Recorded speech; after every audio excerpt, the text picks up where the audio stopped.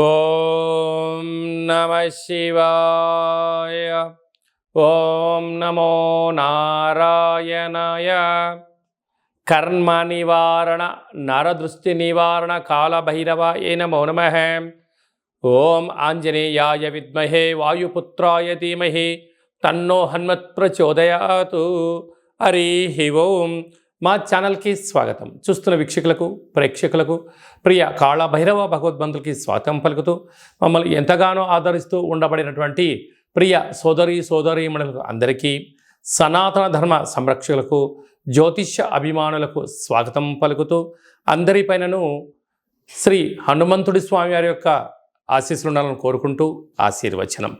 అందరికీ ధర్మ మార్గము, భక్తి మార్గము, రామ మార్గాన్ని ఏర్పాటు చేసే శక్తిని మనసు ప్రసాదించాలని మనసారా శ్రీ హనుమంతుడి స్వామి వారిని కోరుకుందాం.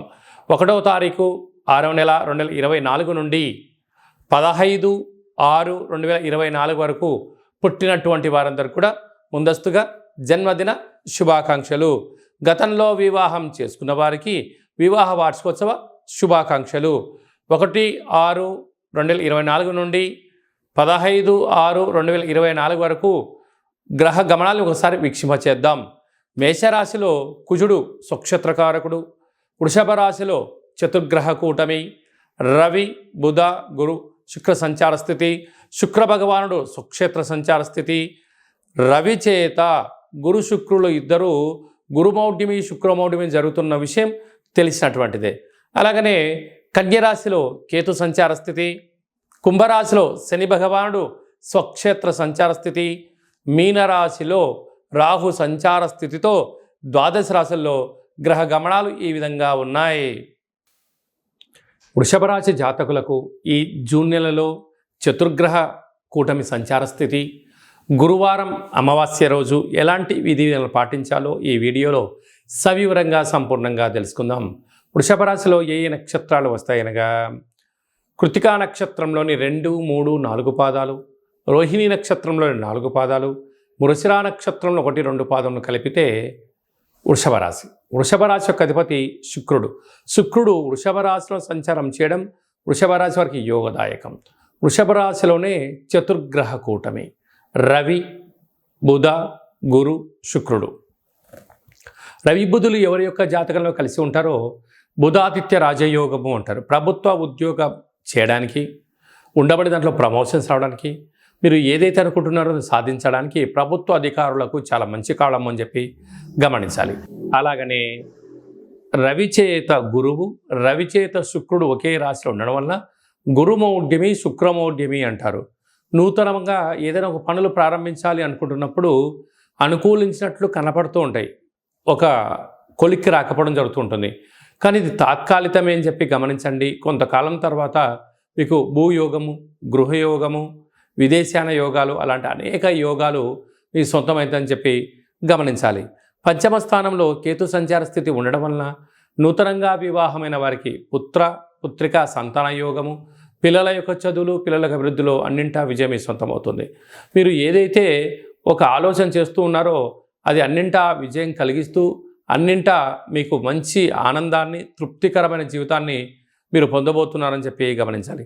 రాజ్యస్థానంలో శని భగవానుడు స్వక్షేత్రకంగా ఉండడం వలన వృత్తులలో, ఉద్యోగాల్లో, వ్యాపారాల్లో, రాజకీయ రంగ కార్యక్రమాల్లో అన్నింటా ధర్మ మార్గంగా మీరు ఉండడం వల్ల విజయం అనేది అందరికన్నా మీరు ముందు వరుసలో ఉంటారు అని చెప్పి గమనించాలి. లాభస్థానంలో రాహు సంచారం చేయడం వలన దయచేసి అప్పులు ఇవ్వద్దు, అప్పులు తెచ్చుకోవద్దు. కారణం ఏమిటనగా కష్టపడి పనిచేయడం మీ వంతు, ఫలితాలు అనుభవించడం పక్కవారి వంతు అన్నట్టుంటుంది.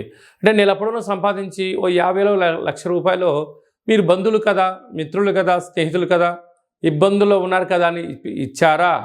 మీకు అవి ఇవ్వకపోగా మీరు పోలీస్ స్టేషన్లు, కోర్టు మెట్లు, మనశ్శాంతి లేని జీవితం పొందుతారు అని చెప్పి గమనించాలి.